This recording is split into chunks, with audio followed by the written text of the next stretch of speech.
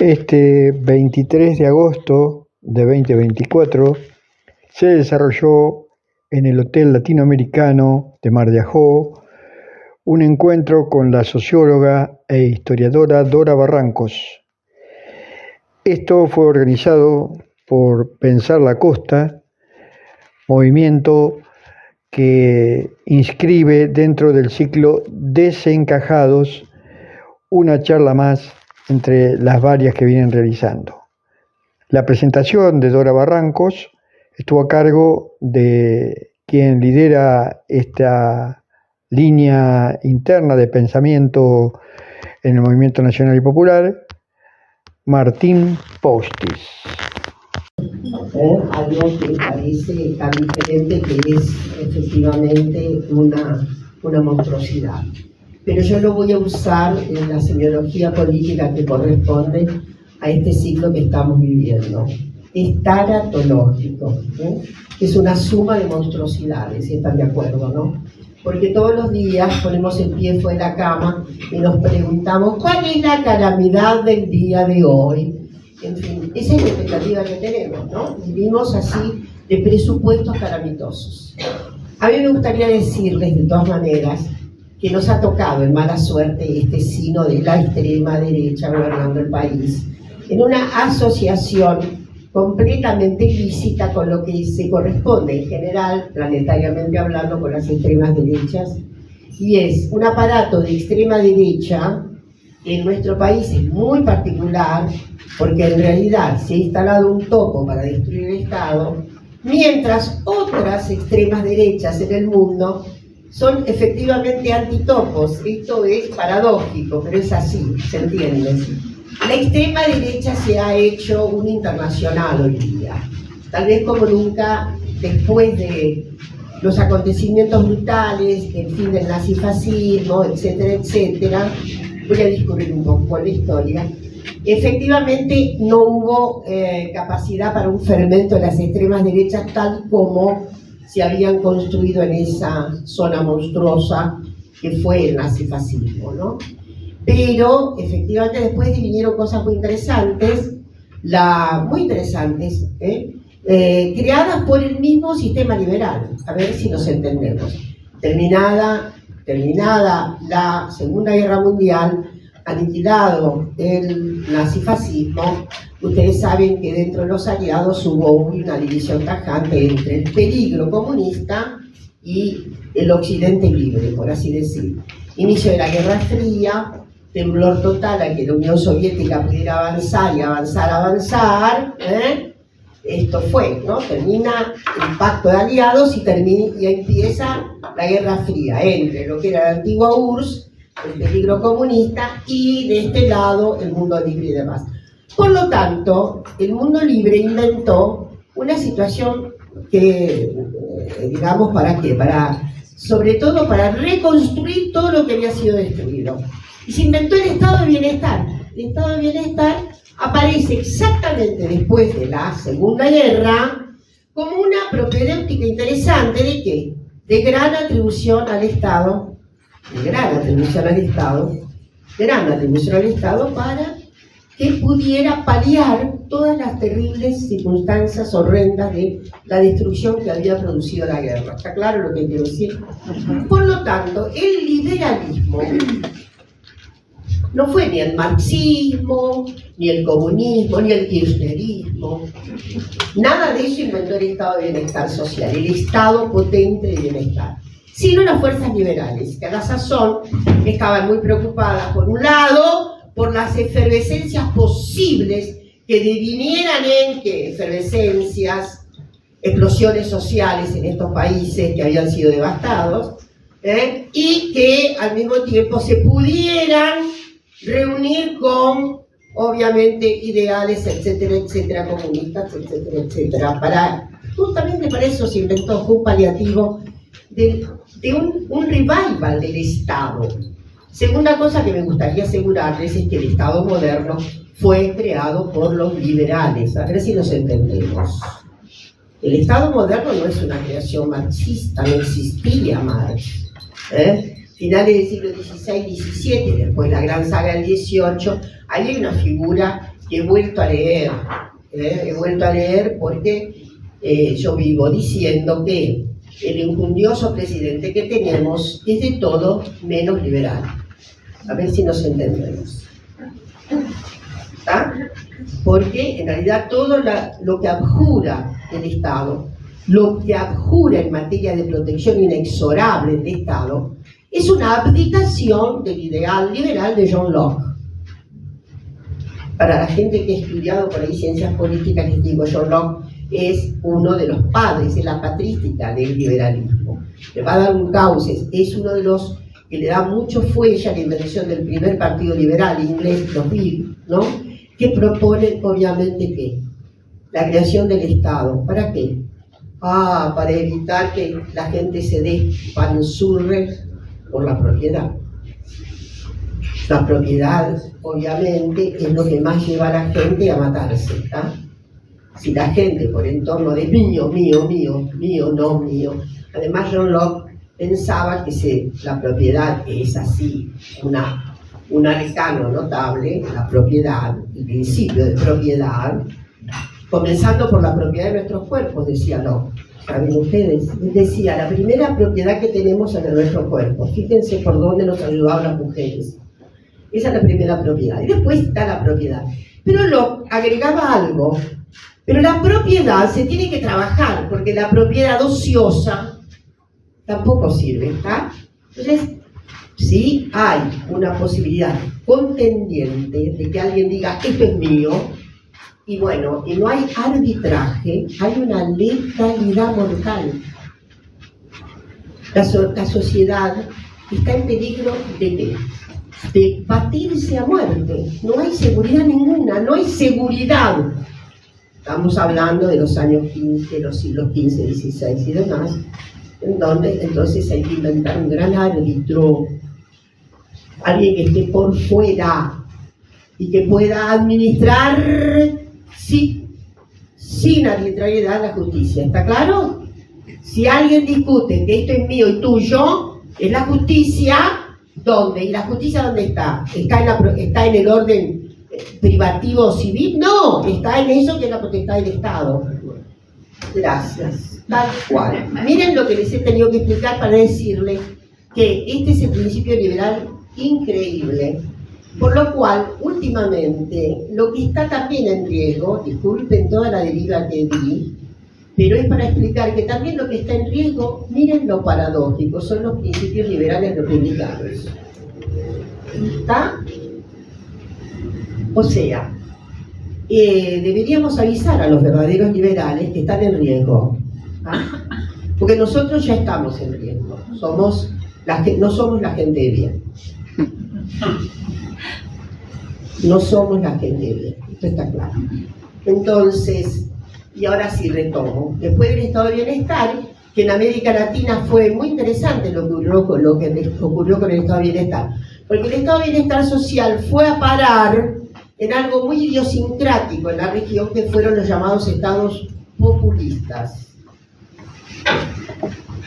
El estado de bienestar social, yo diría así, por exuberancia, fue el estado creado por Perón, el gran estado de bienestar social, el gran estado que empieza a derramar, a distribuir, a hacer justicia, a hacer más equitativa la vida.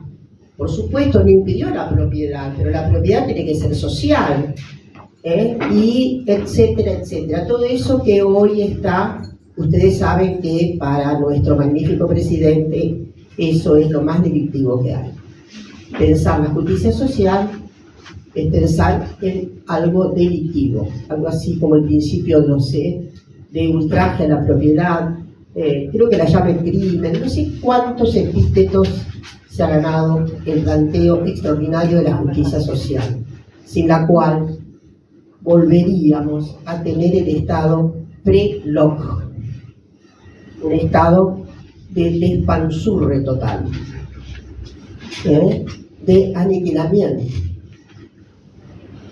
Y ahora sí quiero decirles que efectivamente se terminó el estado de bienestar hace mucho tiempo, cuando fue desplazado el estado de bienestar cumple un cierto papel, fue desplazado ya por lo que sería la masividad del interés más y más concentrado económico. No quiere decir que antes no hubiera, pero lo que sí conocemos es, sobre todo en América Latina, en cualquiera de los países llamados periféricos, en cualquiera de las zonas periféricas, fueron el campo fundamental de la obtención de riquezas extraordinarias para algunas naciones y al mismo tiempo el campo de exacciones.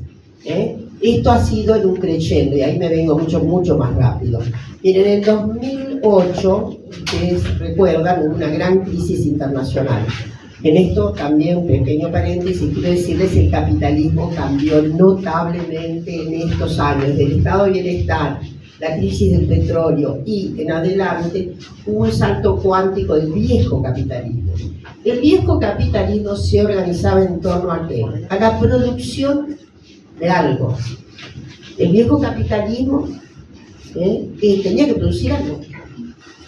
Producía bienes de cambio, el micrófono, esto que llevo, la ropa interior, los vasos, el inodoro, barcos, cohetes y cosas también indecentes para matar, ¿no? Pero esa era la producción capitalista que conocemos.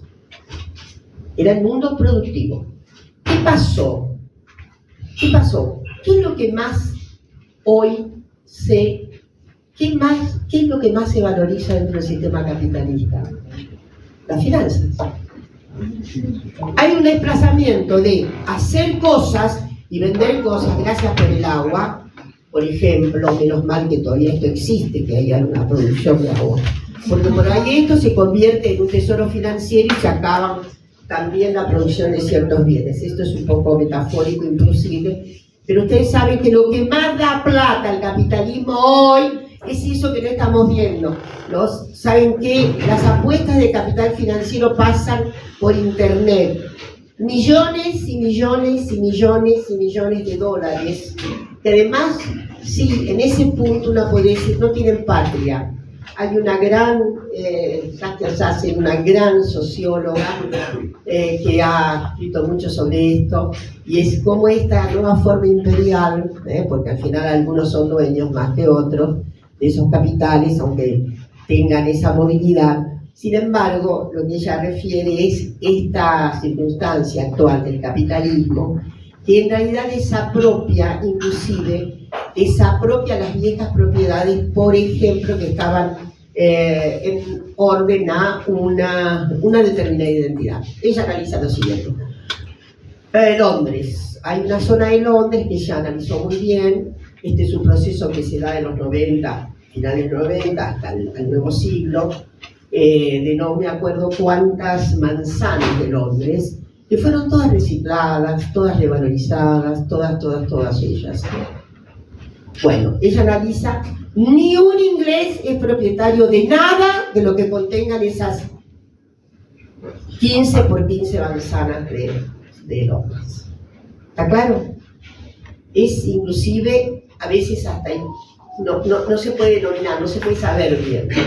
Este es uno de los aspectos que tiene hoy el capitalismo. Por supuesto, con esos cambios del capitalismo, que quiero decirles, del otro lado, estábamos hablando con Néstor hoy, se ha producido lo que antes era una decisión, pero una decisión del mundo, entre aquellos que eran los rojos, comunistas, etcétera, etcétera, y de este lado el occidente libre, etcétera, etcétera, aunque no tuviéramos nada para comulgar con aquel lado de allá, había una especie, ¿cómo decirlo?, de imaginario respecto de estos detractores que todo lo quieren de este lado de acá, estos depredadores que se quedan con todo el trabajo, que se quedan con todo. Hay un imaginario que dice, bueno, están los del lado de allá, que no los quiero, pero algo a lo mejor pueden hacer, ¿está claro? Se entiende lo que quiere decir. No teníamos nada que ver con los parámetros de la Unión Soviética, pero había una imagen, sobre todo en los sectores obreros, trabajadores, que también se metamorfosearon completamente en esos 40 años, impresionante. Hablando solamente de Argentina, la pérdida de la fuerza de trabajo en la industria en Argentina es impresionante, ¿no? todo eso, esto también se revela en ciertas cosas que ocurren políticamente, ¿no? Entonces, lo que quiero decirles es que eso se acabó, se terminó el muro, se estalló aquello y muchísima gente quedó a merced solamente de las fuerzas de este lado de acá, que son absolutamente trogloditas. Tan trogloditas son que América Latina es la región más desigual del planeta. Ustedes lo sabían. Siempre vamos a decir, África tiene mucha pobreza. En la India hay mucha pobreza, pero no hay tanta desigualdad. ¿Se entiende? La gente es socialistamente pobre. En cambio nosotros somos capitalistamente muy desiguales, por usar algo metafórico.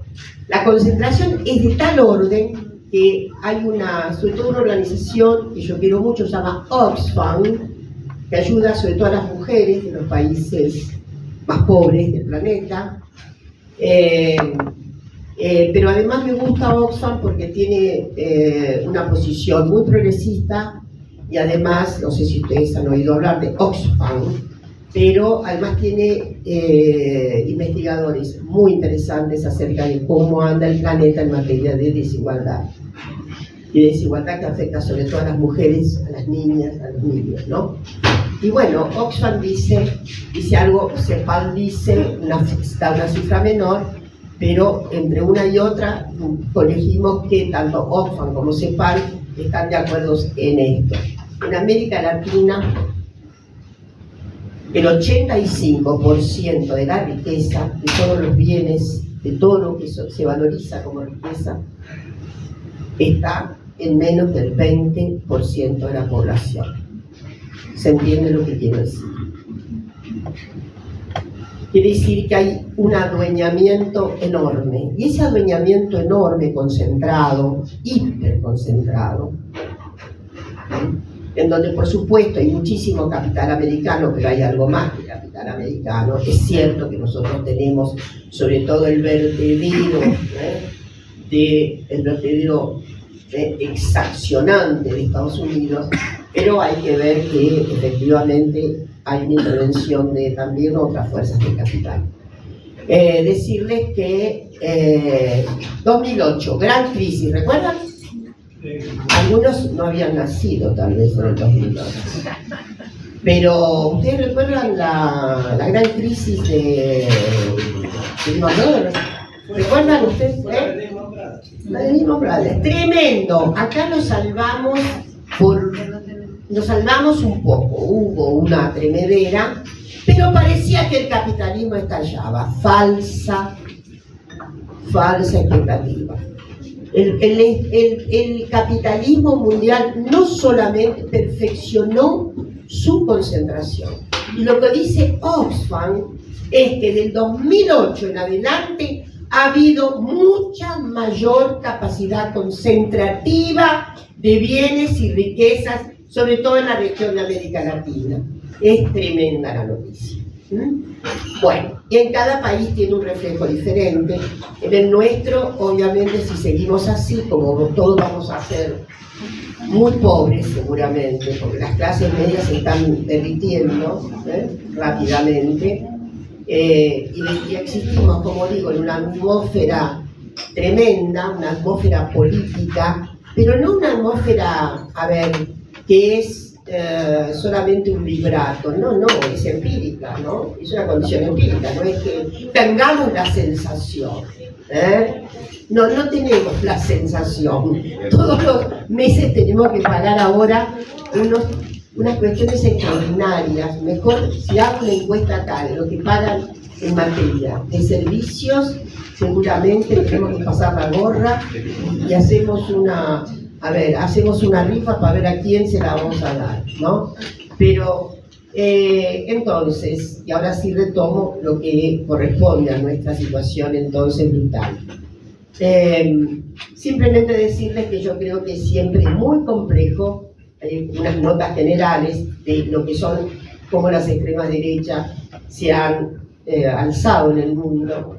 Es cierto que hubo peligros inminentes. Francia hace mes y poco, pero tuvo una arrojada circunstancia. Hay que sacar el sombrero a los franceses y a las francesas y a los franceses que dijeron este peligro es demasiado.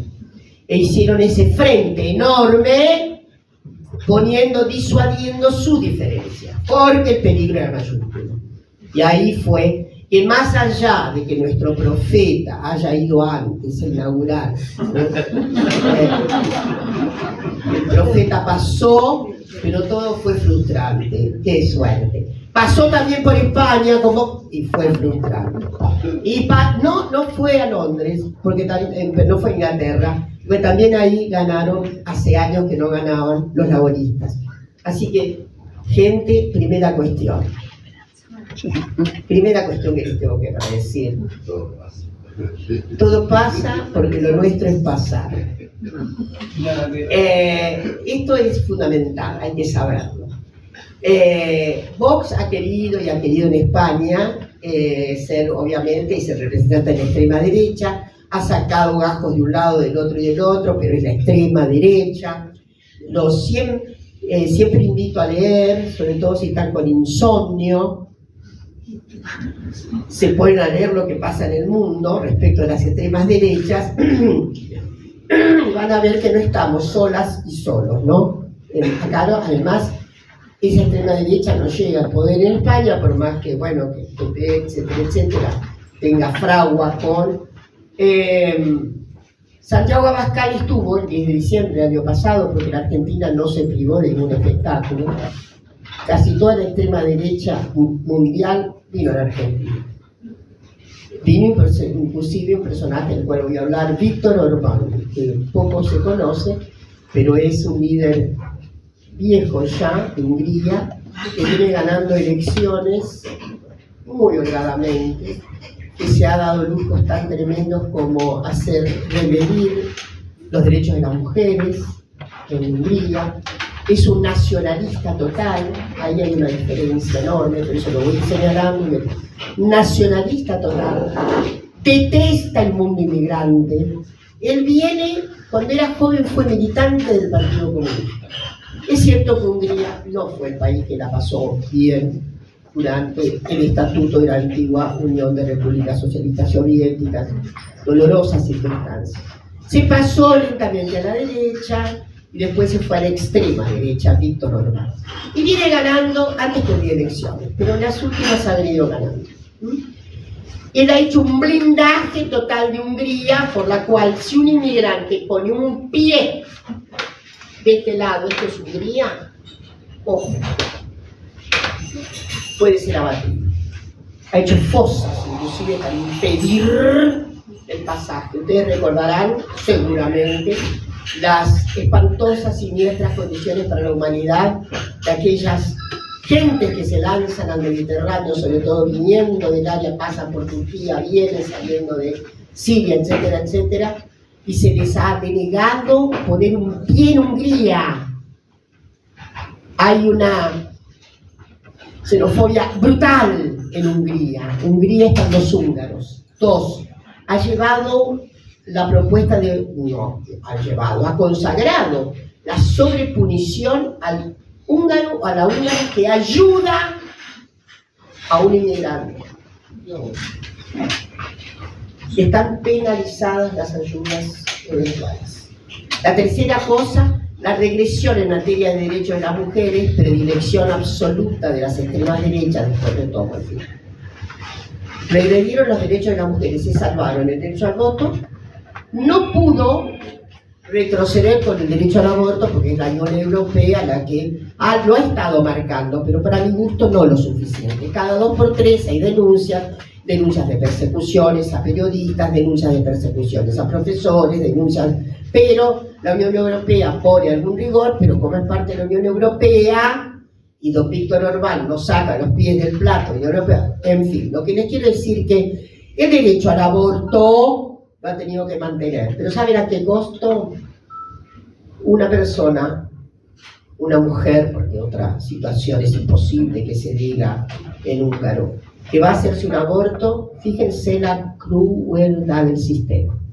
antes tiene que oír los latidos del feto. Entonces, es terrorífico esto que cuento. Es legal, según la última constitución, que es 2010-2011, es legal el pago diferencial de salarios para las mujeres en Hungría. ¿Escucharon bien? No es una infeliz casualidad el menor salario de las mujeres. Está legitimado absolutamente. Entonces, ella y Orbán, pero es un nacionalista total, es un defensor total del Estado húngaro, ¿está claro? No se le ocurre a Orbán, dentro de sus crueldades totales, decir es un topo contra el Estado. Por eso, en fin. En el caso de Vox en España, con el grupo de Abascal y compañía, les hablé de los 100 puntos para la España Viva, creo que así se llama en el programa, está en internet, así que digo, Noche de Insomnio, suben y lo ven. Tiene un acápite que se llama Familia. Ese acápite tiene, no sé si 13 puntos, entonces yo solamente les traigo el primero y el segundo. El primer punto, referido a las familias, que familia hay una sola, la familia homosexual no existe, para vos existe el casamiento de un hombre y una mujer, esto es la familia, la relación. Y él dice, Vox dice en ese primer punto respecto a las familias, miren lo que proponen para la España Viva: derogar la ley de violencia de género. En su lugar se propone una ley general contra todas las violencias. ¿Está claro? La otra, subir la penalidad para las falsas denuncias. ¿De quiénes? De aquellas mujeres que osan denunciar violencia y que son tenidas como falsas denuncias. Y entonces la pena sube, no sé, a que, no dice que, dice reformar el Código Penal para subir la pena con relación a la falsa denuncia. Y ahí, por ahí sigue para más adelante.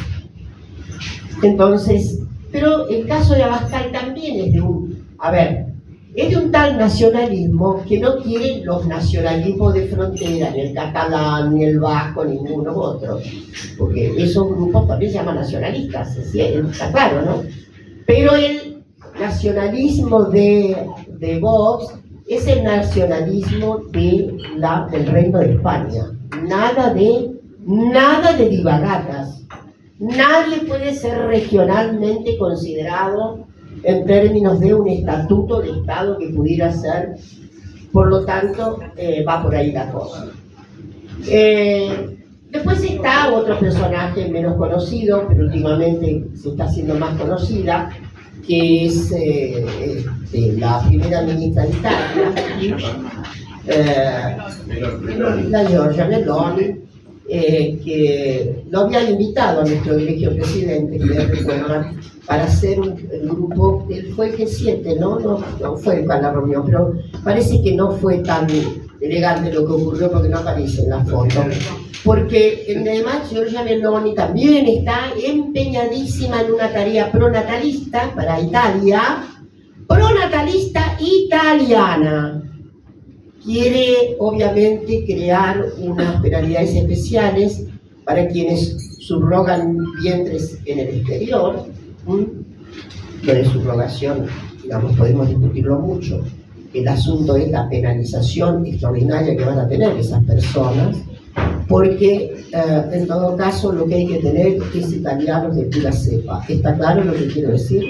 Está en una campaña de reitalianización de Italia. Es una campaña también ultranacionalista. Por supuesto, podemos llegar acá a la cuenca nuestra. Bolsonaro es un personaje, digamos, que nadie podría discutir que es un fascista consagradísimo, ¿no? Y que, bueno, ustedes ya saben la epopeya de Bolsonaro, que hace poco también lo condecoró a nuestro presidente, ¿no?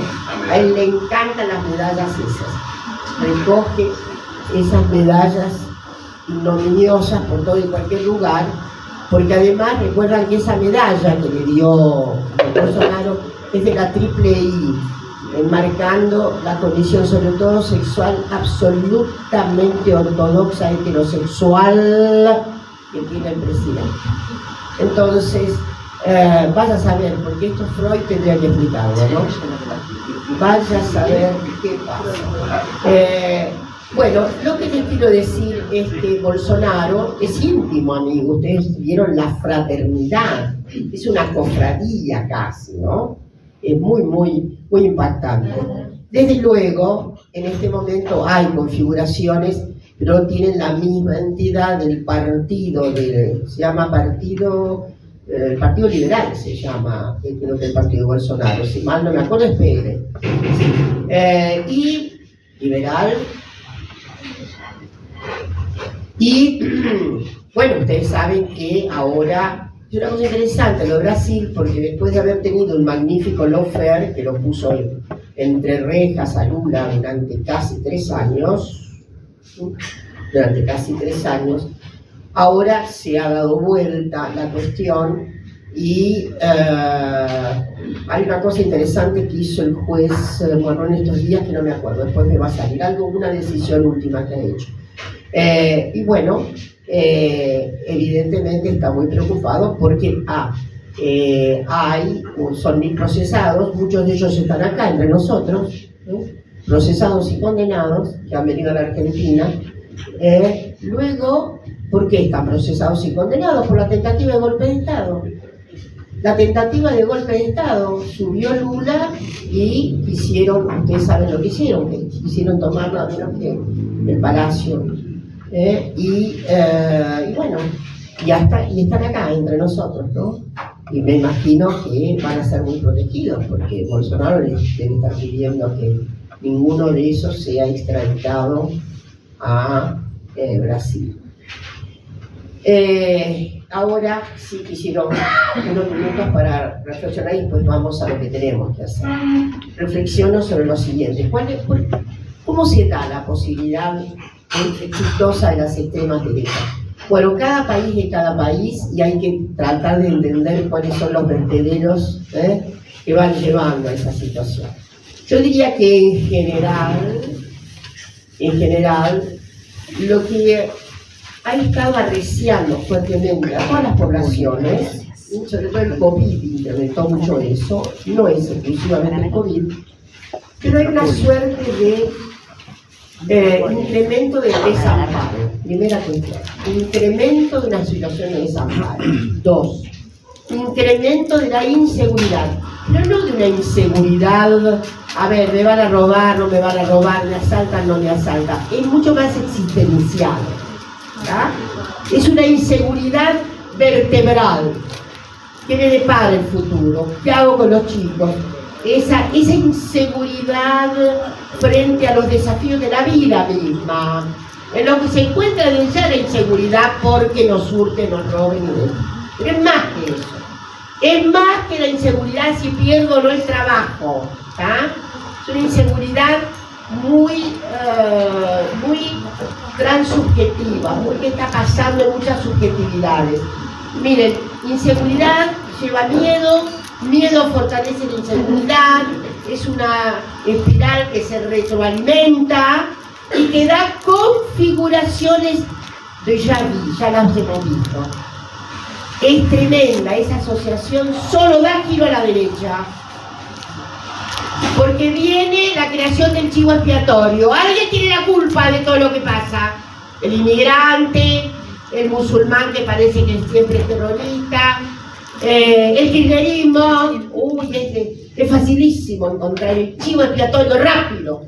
Miren, por eso a mí siempre, y eso me parece que es la configuración de la cultura que llamamos fascista, porque es evidente que este fascismo que estamos diciendo de esta cultura no es el mismo fascismo del Duce, evidente. Italia además era, digamos, no voy a recordar lo que Italia en los años 20, 30, etcétera, el advenimiento de una figura también que tiene mucho del grotesco típico Hitler como Mussolini tienen parte del grotesco típico del acting que tenemos acá arriba, ¿no? Tiene mucho el grotesco ese, ¿no? Tiene la cumbia, la ferocidad, la extravagancia, pero era otro momento, otra época y otras circunstancias. No podemos mezclar las épocas. Hago historia y sé perfectamente que somos hijas e hijos de contextos socioculturales, económicos. De nada sirve que una diga, porque yo en los 70, los 70. Los 70 son otra época. De ahí que la experiencia que vivimos en los 70 no nos autoriza nada, porque el mundo cambió muchísimo, ¿no? Nada que ver, ¿no? Yo siempre advierto, sobre todo a las jóvenes feministas, no nos den bola cuando digamos mi experiencia. Mi experiencia es como, siempre repito esto, como la que decía Pedro Nava, cuando cumplió 80 años, más joven que yo. Le preguntaron a don Pedro en una entrevista, gran escritor brasileño, una de sus novelas es Baúl de Huesos, ¿no? Hermosa novela. Bueno, don Pedro es interpelado por una joven comunicadora y le dice: don Pedro, ¿qué dice? 80 años cumplió el señor. ¿Qué dice usted de su experiencia? Y el tipo dice: mi experiencia, mi experiencia no dice nada, es como la de un carro, de un auto que tiene volteado hacia atrás los faroles. Es maravilloso.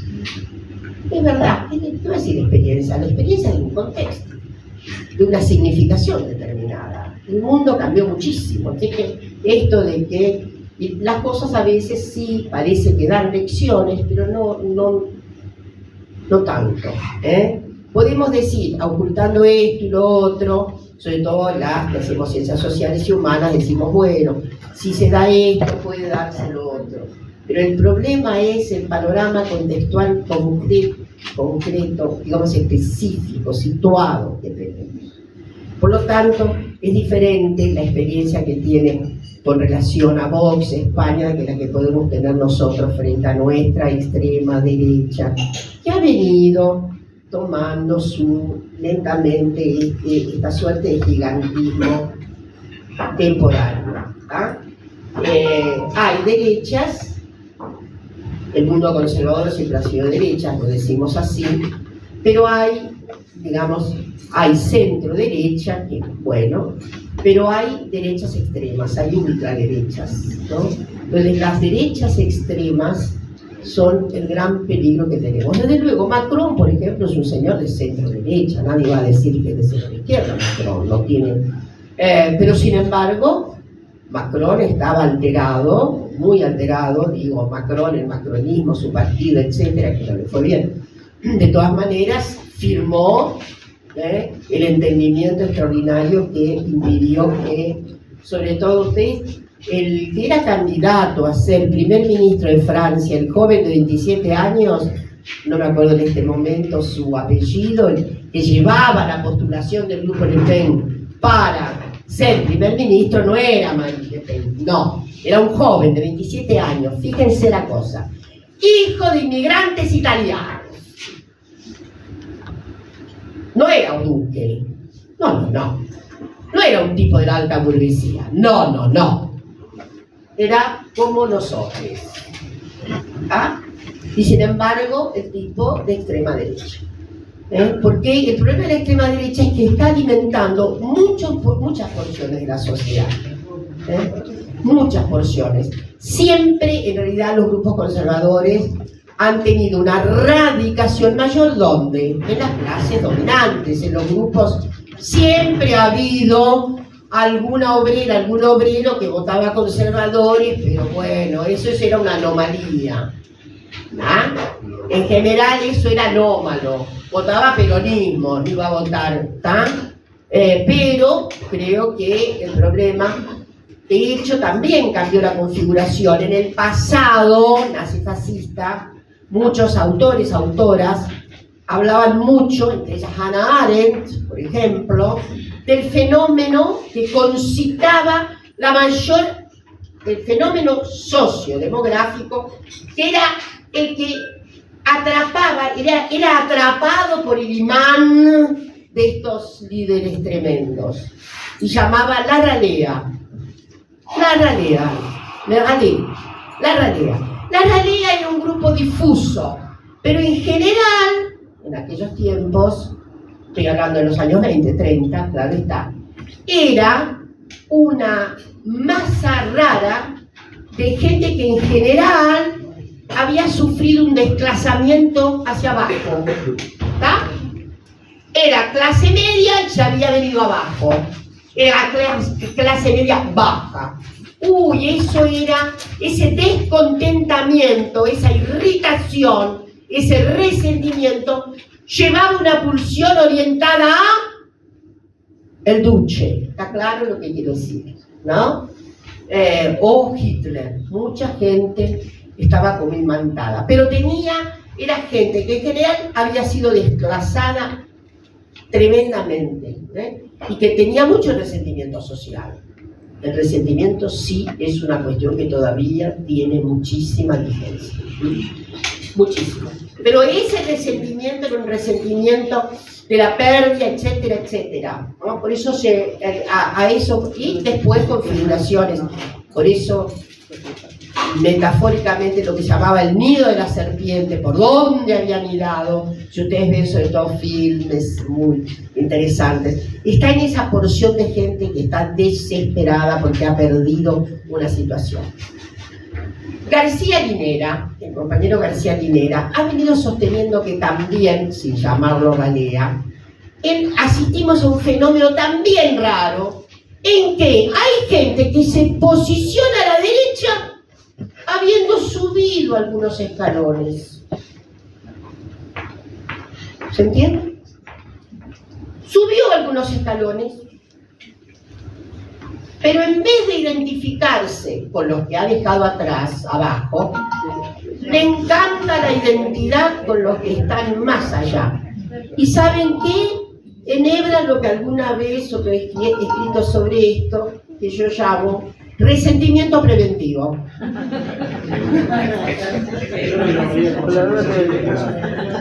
Pero tiene un resentimiento preventivo. A ver si este que está abajo me jode, ahora que yo estoy en este lugar, que me lo gané. Ahí viene el discurso. Me lo gané, porque yo trabajé toda mi vida con la mía. A mí nadie me dio nada. No me dio ni la jubilación ni nada, ¿está claro? Y resulta que estoy resentida preventivamente, no sea que me saquen el lugar que me gané. Se entendió perfectamente. Entonces García Linera decía, hay ahí un vacío. Él hablaba metafóricamente del vacío que se produce. Y ese vacío es un combustible tóxico. Porque en realidad ahí ganan las posiciones de derecha. Ganan los encantadores de serpientes, ganan los que van a luchar contra la casta, etcétera, etcétera. Y vean el significado que tiene esa economía de recursos de lenguaje. Yo les digo, tengamos siempre prevención con la economía de recursos de lenguaje que hacemos, sobre todo para tratarnos entre nosotros, ¿no? Hay que tener prudencia, porque si no somos fascistas, ¿está claro lo que quiero decir? No podemos, bueno, separemos paja de trigo, etcétera, etcétera, porque hay una especie de intolerancia del lenguaje que hace que sin querer seamos gente jodida. Entonces, perdón por el academicismo último, pero ya que tenemos un ilustre presidente que vocifera en los idiomas más letrineros que hay, digamos, nos obliga. Para ir cerrando, porque ahora viene lo lindo, Rocco Carbone dice algo interesante. Rocco dice que lo que pasa con esta situación que tenemos es que nos desmarca la brújula, nos hace poner locas. sobre todo porque siempre un oxímoron, dice una cosa, dice la otra, dice la casta y resulta que dice otra cosa. Entonces nos vuelve locos, eso es lo que dice él. Yo lo que digo es sí, que él efectivamente hace tanatología en todo tiempo, ¿no? Es decir, también nos confunde, pero no podemos confundirnos. 5 minutos finales para decirles que hay que salir del marasmo. Hay que salir, ya nos pasó, primero tuvimos estado de estupor. El estupor es un sentimiento, creo que ya alguna vez hablé acá del estupor. Ya hablé. Estupor es ese sentimiento de inmovilidad. ¿Estamos? La segunda es el azoramiento, es un poco más entusiasmante. La tercera es fatal, la depresión. Y la tendencia entonces a, qué sé yo, qué es lo que va a pasar. Va a haber, se espera que puede venir de Marte, quién sabe. Yo abogo, yo estaba hablando con Néstor, miren, yo creo en lo clásico de lo clásico. En este punto voy a tornarme un poco conservativa. Yo creo, por supuesto, dejo de lado que el empeño, uno de los empeños sustantivos, degradadores que hay, es la lucha contra todos los empeños de conquista de derechos de las mujeres y de las disidencias sexogenéricas. No tengo ni necesidad de decirles el rollo enorme de circunstancias. En el Día del Niño nomás, la Casa Rosada puso un video espantoso en la que dice y que se cuiden a los niños de la ideología de género. Está todo dicho. Por lo tanto, ya saben ustedes, eso es común a todas las derechas del mundo. Si hay diferencias como marqué, nacionalismo versus este tipo, que es el topo, pero hay comunidad de sentido en la desgraciada lucha en que se empeñan contra las feministas, los feminismos, las disidencias sexogenéricas. Por las dudas les digo que vamos a ir muchísimo más intensas. Nos vamos a poner mucho más intensas, por las dudas. Entonces, yo lo que quiero decirles es que en esto sí, y que es un poco conservativo.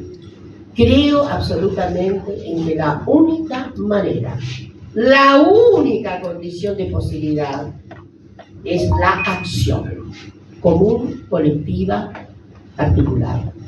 La única receta que hay es la acción articulada común. La única receta es la actuación, la militancia. La única receta es el face to face, como se decía antes, es el cara a cara, es el estar junto. La única receta que existe es volver a la canónica forma que tiene la vida política siempre. La vida política significa estar absolutamente ligados a lesotres. Porque esa es la vida política, porque estamos constituidos por los políticos, somos sociales per naturaleza. Acá somos sociales por naturaleza. No podríamos vivir sin otro lado. Y fíjense ustedes lo que da la naturaleza. Fíjense, una vaquita nace, qué sé yo, toma la teta, pero por ahí empieza a tomar pasto y vive sola. Nuestras crías no. No pueden. Nuestras crías mueren si no son cuidadas durante largo tiempo. Tanto tiempo que siempre digo el mismo chiste. En la Argentina, además por todos los derechos que tenemos, la niñez, la adolescencia termina con la beca postdoctoral del Coliseo. Así que hasta allá, gracias a los derechos que hemos conseguido. Entonces, lo que quiero decirles es que no hay nada que sea mágico. Lo que hay es cabeza puesta, mucha intensidad,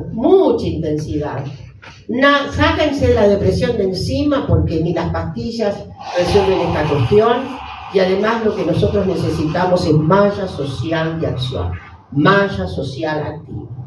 Entonces invito con todas las fuerzas que me dan los 84 años a decirles que el único milagro que puede ocurrir, el único, es que volvamos a reencontrarnos sin mezquindades, sin subalternancias, absolutamente dispuestos a encontrar la mejor fragua para que efectivamente culmine esta tragedia que estamos viviendo. Gracias.